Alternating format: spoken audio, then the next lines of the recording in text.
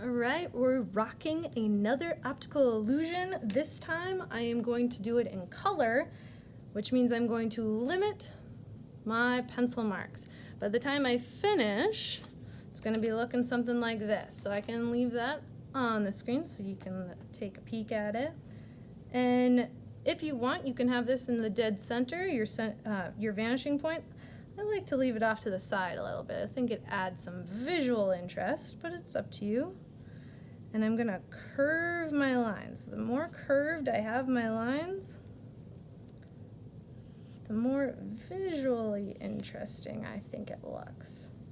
So I'm curving my lines. And those are the only pencil marks that I am going to have for this particular assignment, because if you are using colorful Sharpies, pencil has a tendency to bleed through the Sharpies, and we do not want to be able to see any pencil marks if it's possible to avoid them.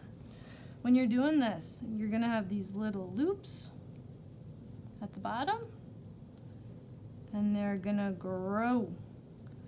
Your edge of your curve is also going to be thicker than your side lines.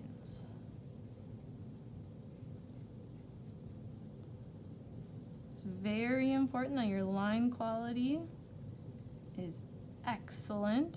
We want to have a nice continuous line, not a choppy line. It's gonna grow. If we grow off the page, that is absolutely acceptable. Add some visual interest, which is always good. Grow. And this would go off the page as well. Now I need to make this line a little bit thicker, and this one would come up, and I have already finished one.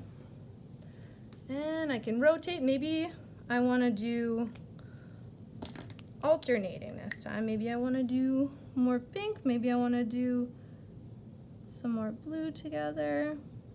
That's going to be up to me as the artist.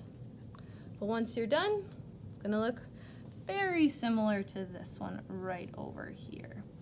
Make sure as you work, you are being very purposeful with your lines, so your craftsmanship is as high as it possibly can be, because craftsmanship is key.